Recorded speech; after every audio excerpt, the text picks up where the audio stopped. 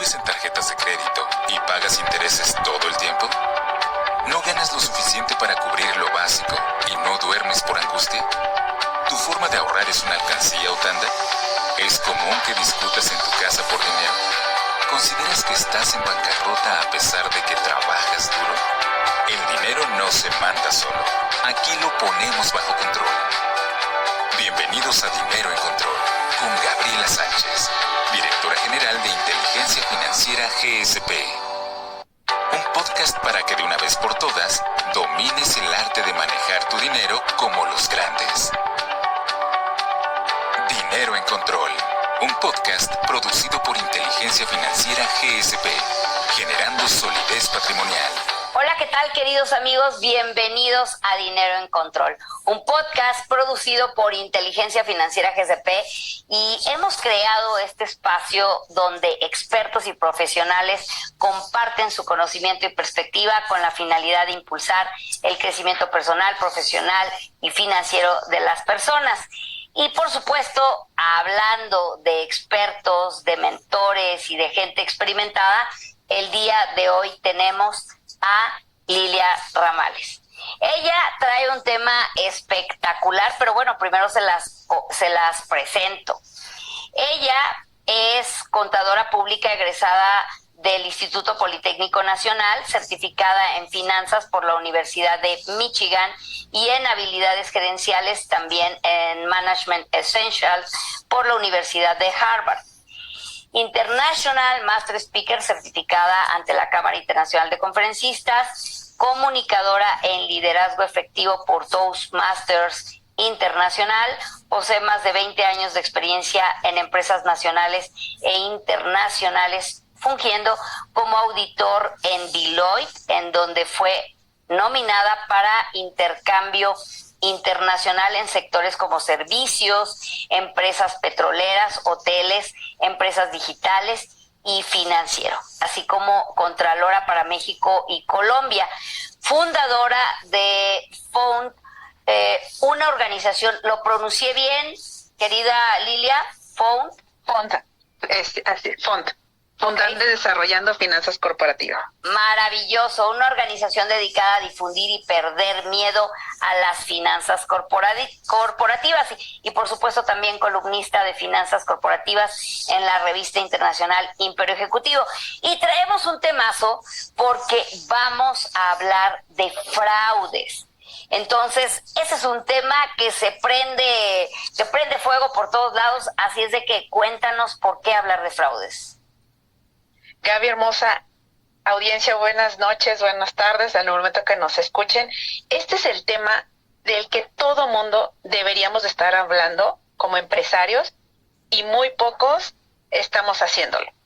La Asociación de Examinadores de Fraudes Certificados, que es la MECA, es la autoridad antifraude alrededor del mundo y que tiene presencia en más de 150 países, emite un informe anual donde se muestran con cifras cómo es que este delito va a la alza, cómo afecta a las organizaciones y cómo es que nos debemos o cómo nos podemos blindar de todo esto. Insisto, es un tema que todo mundo deberíamos estar hablando al menos cada año y no lo hacemos, pero no se preocupen porque para eso emitimos la revista Imperio Ejecutivo y blinda tu empresa ante el fraude. Oye, y hablando precisamente de fraude, ¿hay alguna tendencia de una modus operandi ahorita de moda? ¿Quieres hablarnos de manera general? A ver, ¿por dónde empezamos? Mira, vamos a empezar por definir qué es el fraude. Hay muchas definiciones, pero la que me gusta es de la ACFE, que es esta organización que yo te menciono, y quiero que la audiencia y tú se queden con estas palabras clave. Es un acto delictivo que no involucra violencia, pero sí involucra mentiras, engaños, en las cuales el defraudador o los defraudadores buscan un beneficio ya sea económico, en términos de favores, bienes o servicios para sí mismo o para su organización. Ok, y en este sentido, ¿qué hacemos las personas, las empresas, para evitar caer en esto? Este es un gran tema. Yo te decía, la AFE genera este informe que crea cada año, donde se analizan cada vez más casos de fraude alrededor del mundo. Okay. En este último informe que ellos emitieron, lo emiten en inglés, se analizaron 1921 casos de fraude alrededor del mundo. Y es un temazo porque causa pérdidas o ha causado pérdidas de alrededor de 3.100 millones de dólares. Entonces, ¿por qué tenemos que hablar de esto? Primero tenemos que entender cómo es que actúan los defraudadores. Vamos a platicar un poquito acerca de estadísticas, porque hablando en números nos vamos a entender mucho mejor y vamos a ver el grado de profundidad y de importancia que tiene este tema.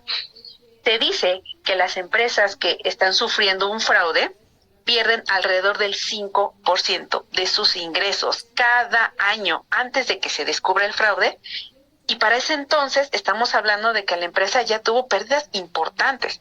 Pero ojo, estamos hablando de las empresas que tuvieron la oportunidad de contratar a estos examinadores de fraude certificados. Estamos hablando de empresas grandes.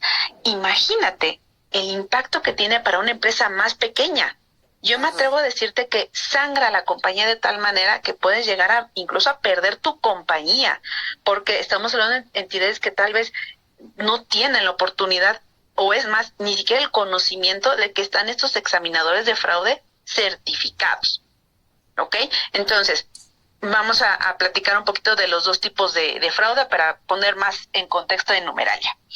Tenemos que el 89% de los casos se derivan de algo que se llama apropiación indebida de activos. Es decir, cuando alguien toma de la caja, cuando alguien toma de tus inventarios, cuando alguien hace algún maquillaje, digámoslo coloquialmente, de las facturas, etcétera, etcétera, para tomar ventaja económica, más comúnmente, de tu compañía. De estos casos son los más comunes, pero son los menos costosos. Es decir, puede ser que salvas a tu compañía porque detectas el fraude y detienes esta situación. Pero viene otra vertiente que todavía es más peligrosa. El 5% de los casos son fraude de estados financieros, que estos son los menos comunes, pero aquí viene lo interesante. Son los más costosos. ¿Por qué? Porque involucra un conocimiento financiero que no cualquier persona tiene para fraguar, para maquillar estados financieros y para, ¿sabes? Tratar de maquillar y de hacer algunas actividades que llevan y que lo hacen muy difícil de detectar. ¿Ok? Pero, bueno, ¿cómo podemos? No todo es negro. Aquí viene un dato que para mí es absolutamente esperanzador. Quienes la forma principal en la que podemos enterarnos o descubrir un fraude es el número uno. Hay varios recursos, pero el primer recurso y el más importante son las denuncias anónimas. Esa es la principal arma para detectar el fraude, no para prevenirlo, pero sí para detectarlo. 43% de los fraudes en este estudio, de estas 1921 empresas que fueron sujetas a este estudio, fueron detectados por esta vía. O sea, es la principal y excede por 3 veces más a la siguiente, que son revisiones de auditorías, etcétera, etcétera. Y bien, después de esto, a lo que voy con que es esperanzador es porque más de la mitad de los denunciantes son empleados. ¿Ok?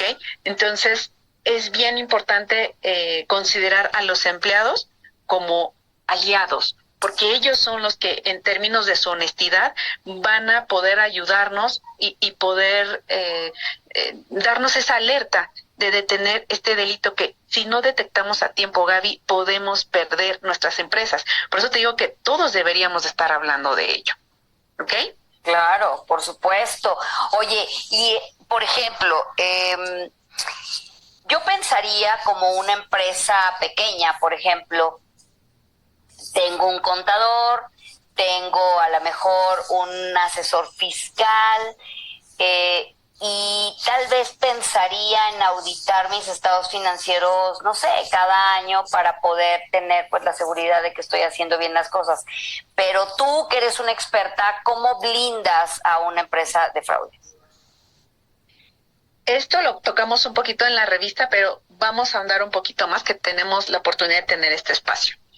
Lo primero es que tenemos que ver el control interno, es decir, ciertas medidas o ciertos procesos de control interno como una muralla que blinda contra los defraudadores. Entre mejor estén diseñados los controles, es decir, por ejemplo, que una persona que elabore una actividad tenga alguien que le supervise, vamos haciendo esa pared más alta y más ancha y más larga, ¿ok?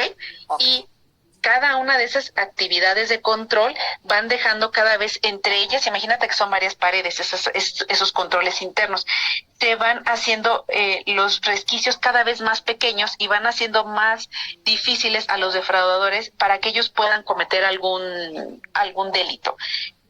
Puede ser que el defraudador sea bastante listo y vea ese resquicio que si no están perfectamente bien diseñados, o entre mejor diseñados, quiero decir, estén mejor diseñados los controles internos, ese pequeño resquicio entre paredes de control interno se van haciendo más pequeñas. Pero si hay algún defraudador que encuentra ese resquicio, podemos tener un riesgo, pero el riesgo se va aminorando a medida que tenemos, uno, control interno, dos, un canal de denuncias. Debemos de contar con la apertura a que puedan haber denuncias anónimas, un sistema seguro y confidencial para que tanto empleados como clientes y proveedores, que ellos también son unos grandes aliados, puedan reportar alguna situación de fraude. Okay. Y por supuesto, esto sirve mucho para el tipo de malversación de activos o sustracción de activos que platicábamos.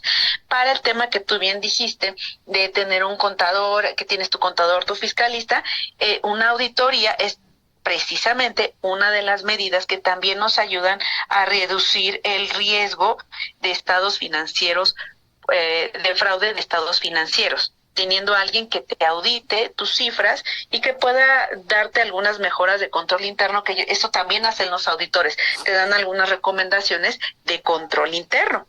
Okay. Oye, y dime una cosa, por ejemplo, una empresa que tiene buen control interno, una empresa que audita sus estados financieros, es una empresa que es de determinado tamaño, o cualquier empresa de cualquier tamaño, es más, un negocio lo puede hacer? Cualquier empresa de cualquier tamaño puede implementar controles internos.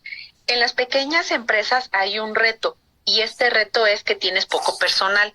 Cuando tú tienes poco personal, necesitas tener un nivel de supervisión tal que la persona que vas a colocar, número uno, tengas un sistema de recursos humanos, o incluso tú al momento de hacer el reclutamiento y selección, veas que esta persona tenga los exámenes, le apliquen los exámenes necesarios para ver el grado de honestidad de la persona. Sí. ¿Ok?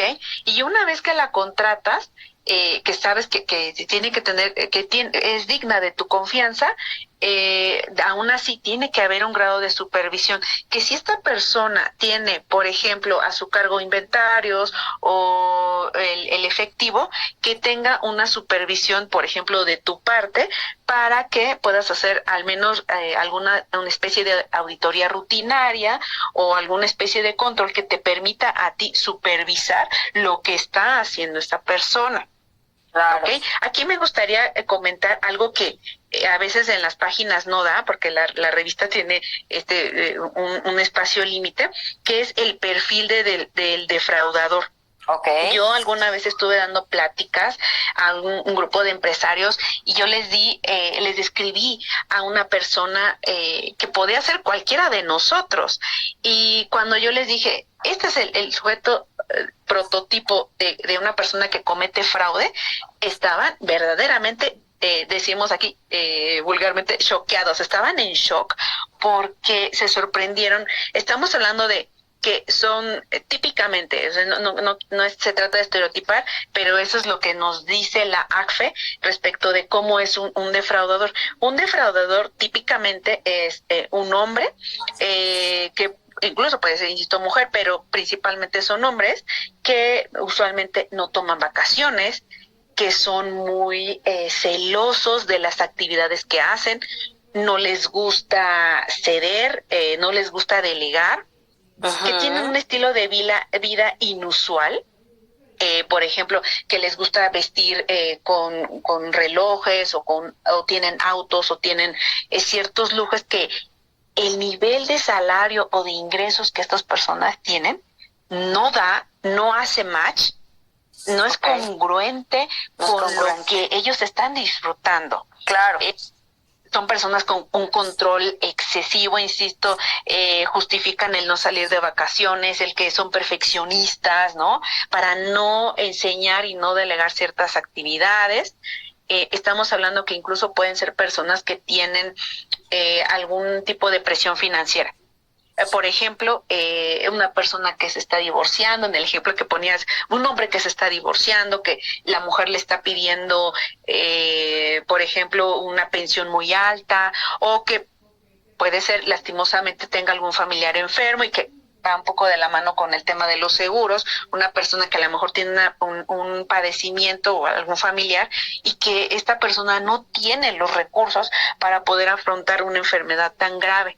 Entonces ahí se da una presión financiera que lo orilla, digamos, entre comillas, para hacer lo que está haciendo, ¿no? Claro, inclusive las deudas, ¿no, Lilia? Así es, incluso personas que juegan, que apuestan, que tienen ese tipo de hobby, vamos a decirlo así, también se pueden considerar. Exactamente, algún tipo de adicciones, no solamente al juego, sino a drogas, alcohol, a sustancias, que esto también puede orillarlos a justificar, que aquí viene la parte más importante, que es el tema de la racionalización. ¿Cómo son personas, qué distingue una persona honesta de una que no? Que la persona que no es honesta o que comete fraude racionaliza su comportamiento. Ellos lo ven diciendo, mira, es que voy a tomar prestado dinero de la compañía y después lo regreso. O es que la compañía no me da lo que yo merezco, yo soy un súper empleado y la empresa me paga poco, entonces yo voy a tomar lo que yo me merezco. Ellos justifican su actuar no con un tema de es que lo que estoy haciendo no es honesto, como lo que podríamos decir tú y yo. Esto no es honesto. Ellos dicen, se justifican, maquillan o hacen una historia en su mente justificando lo que están haciendo para poder cometer ese delito. Y mientras no lo descubran, la tendencia lastimosamente es que empiezan con poco y van aumentando y aumentando y aumentando hasta un tema que les provoca placer porque dicen, es que soy muy listo y nadie está identificando lo que estoy haciendo, voy a tomar más y más, ¿sabes? Wow, oye, muy fuerte. Y por ejemplo, dime una cosa, en tu experiencia, ¿cuánto tiempo, o sea, lo que tú has vivido, cuánto tiempo ha durado algún fraude que tú detectaste? Mira, según los datos de la ACFE, que contempla estos 1921 casos, habla de que alrededor de 18 meses toma en promedio que se reconozca y se identifique el fraude. Imagínate, insisto, para una empresa pequeña, no es un dineral. Conocí el caso de una persona que tenía a su tía, en una de estas pláticas que di, tenía a su tía y la tía, no vas a creerlo, pero la tía era quien estaba en conjunto con otra tía, porque hay colusión, ¿no? Uh-huh. Cada vez hay más colusión, no lo hace una sola persona, sino lo hacen dos o más. Uh-huh. Estaba lastimando y sangrando al sobrino, ¿sabes? O sea, es impresionante cómo aquí no hay parentescos, aquí no hay es que es mi amiga, aquí no hay nada. Hay que blindar nuestras empresas con un buen control interno. Wow, no, qué impacto. Y como dices tú, 18. Ahora, siempre los cachan, ¿no, Lilia? Híjole, Yo creo que ese dato no sé, no lo revela la ACFE. Yo creo que sí. Este caso se me hizo muy sorpresivo y afortunadamente era una empresa mediana. Creo que lo pudieron resolver. Perdí contacto con ellos. Supe que lo pudieron resolver, pero ya había sangrado a la empresa. En este caso, híjole, yo creo que alrededor de 2 o 3 años. Fíjate. Sí, qué fuerte, qué triste, exacto, qué fuerte y qué triste. Pues mira, nos podríamos quedar aquí contigo y yo feliz de la vida. Por favor, dinos cómo podemos contactarte y cómo puedes ayudar para que la gente te busque. ¿Cómo buscamos esta asesoría? ¿Dónde te encontramos? ¿Por dónde empezamos? Mira, Gaby, tenemos nuestra página que es FUND, F-U-N-D, Fundando y Desarrollando Finanzas Corporativas, donde nuestra misión es otorgar información de valor al empresario. Tú te inscribes, puedes ir de poco a poco obteniendo esta información, y si tú tienes esta preocupación de que tal vez puedas tener algún riesgo de fraude, puedes contactarnos igualmente en nuestras redes sociales, en nuestra página FUND, Fundando y Desarrollando Finanzas Corporativas.com.mx, y puedes contactarnos para que podamos hacer una evaluación de tu control interno y podamos hacer una especie de prototipo de diseño de tus controles internos. Uh-huh. Muy bien, excelente. Pues amigos, este fue un episodio más de Dinero en Control y nos vemos a la próxima. Muchísimas gracias.